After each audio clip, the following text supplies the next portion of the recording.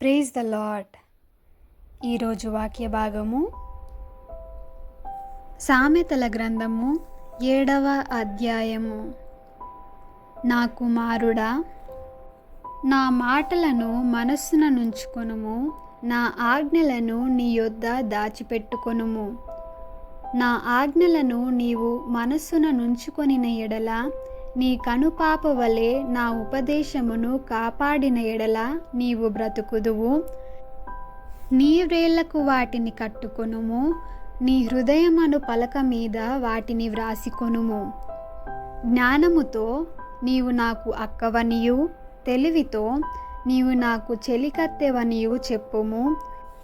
అవి నీవు జారస్త్రీ యొద్దకు పోకుండను, ఇచ్చకములాడు పరస్త్రీకి లోబడకుండను నిన్ను కాపాడును.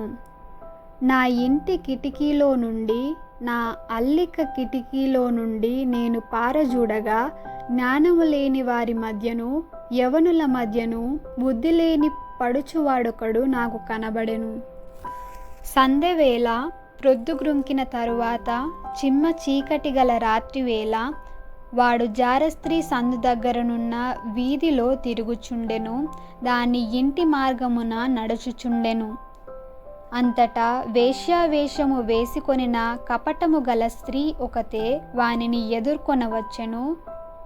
అది బొబ్బలు పెట్టునది, స్వేచ్ఛగా తిరుగునది, దాని పాదములు దాని ఇంట నిలువవు.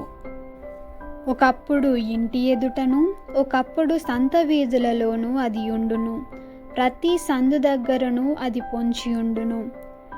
అది వానిని పట్టుకొని ముద్దు పెట్టుకొనుచు, సిగ్గుమాలిన ముఖము పెట్టుకొని ఇట్లనెను: సమాధాన బలులను నేను అర్పింపవలసి ఉంటిని, నేను నా మ్రొక్కుబళ్ళు చెల్లించియున్నాను.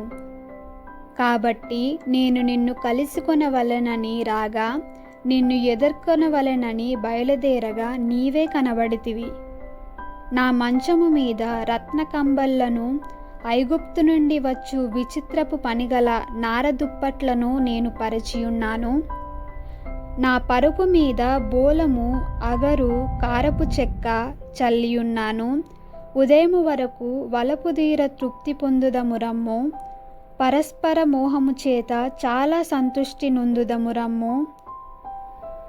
పురుషుడు ఇంట లేడు, దూర ప్రయాణము వెళ్ళియున్నాడు.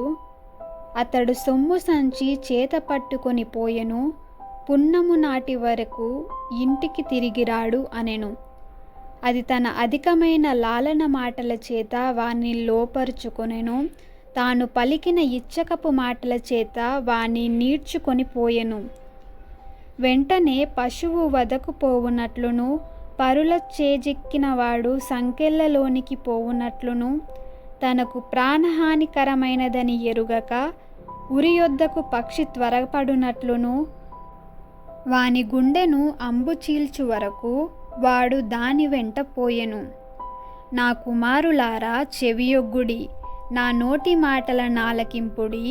జారస్త్రీ మార్గముల తట్టు నీ మనస్సు తొలగనీయకుము, దారి తప్పి అది నడుచు త్రోవలలోనికి పోకుము. అది గాయపరిచి పడద్రోసిన వారు అనేకులు, అది చంపిన వారు లెక్కలేనంత మంది. దాని ఇల్లు పాతాళమునకు పోవు మార్గము, ఆ మార్గము మరణశాలలకు దిగిపోవును. దేవుడు తన పరిశుద్ధ వాక్యమును దీవించునుగాక. ఆమెన్.